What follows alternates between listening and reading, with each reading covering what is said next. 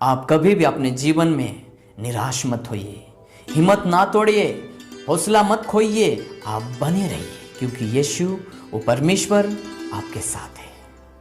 लेकिन इस बात के पीछे मैं एक बात कहना चाहूँगा, जब यूसुफ सोते के पास लगा रहा तो वो बना रहा, फलवंत रहा, पत्ते हरे भरे, फूल फल लगे रहे मेरे प्रियो।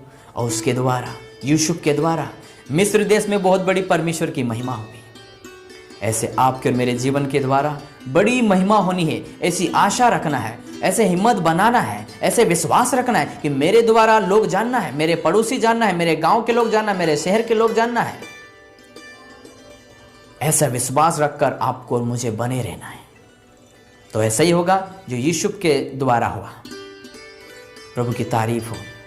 उसके बाद उनके भाइयों ने उनको ठुकराया था, उन पर कठोर व्यवहार किया था, तब भी वो गले लगाता है।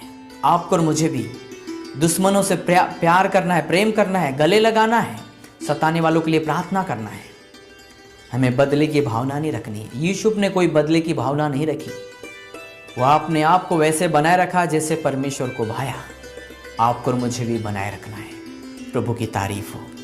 फिर हम और बातों को जानेंगे। जैसे मैं यहाँ पर पढ़ा कि वो फलवंत लता की एक शाखा है, वह सोते के पास लगा हुई फलवंत लता की एक शाखा है, उसकी डालियां भीत पर से चढ़कर फैल जाती है। अब ये भीत का मतलब क्या है? भीत तो आप समझते हैं, जैसे दीवार पर चढ़कर और ऊपर जाकर वो फैल जाती है। हमारे जीवन में दीवार के समान, भीत के समान समस्याएं, रुकावटें जब आती है आपके जीवन में, जब आप कुछ चाहते हैं और नहीं हो रहा होगा, तो आपके लिए एक दीवार के समान लग रहा होगा कि मैं इतनी प्रार्थना कर रहा हूँ, इतना उपवास रह रहा हूँ, मैं आराधना जाता हूँ, लेकिन तब भी मुझे अभी तक उत्तर नहीं मिला। आप निराश मत होइए। यूसुफ कभी निराश नहीं हुआ। देखिए यहाँ पे क्या लिखा है, उसकी डालियां भीत पर से चढ़कर फैल जाती है। आपको और मुझे भी दीवार हो, पहाड़ जैसी समस्या हो, आपको और मुझे भी फैल जाना है। हालेलुया।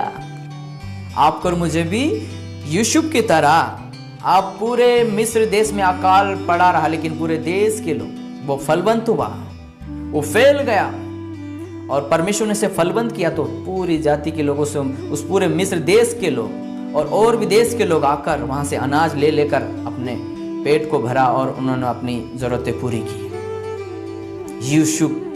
यूसुफ परमेश्वर के साथ रहा मेरे प्रियो, और यूसुफ को परमेश्वर ने फलवंत किया और वो फलवंत बना रहा। तो आपके और मेरे अंदर भी वो फल लगे रहना चाहिए जो यूसुफ के अंदर थे।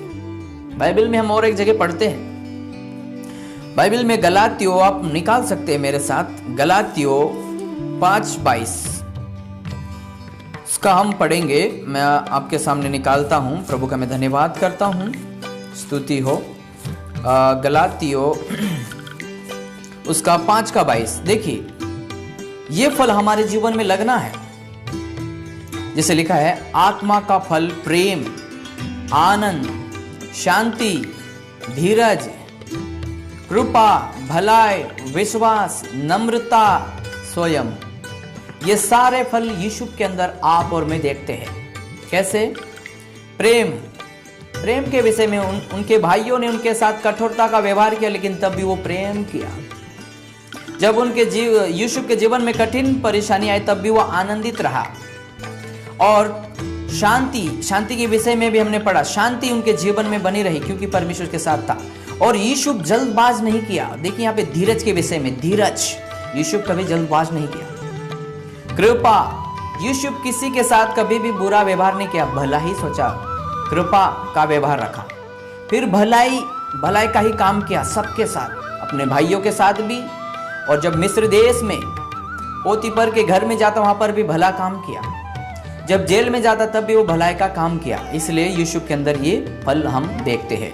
भलाई, विश्वास, वो अंत तक विश्वास योग्य रहा, वो कभी संदेह नहीं किया परमेश्वर के ऊपर, वो विश्वास योग्य रहा। फिर नम्रता, वो नम्र रहा, यूसुफ नम्र रहा, नम्रता।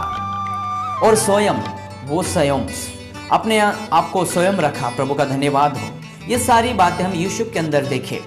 अब पढ़ सकते हैं उत्पत्ति में यूसुफ के बारे में। मेरे प्रियो, ये बातें सारी यूसुफ के अंदर थी।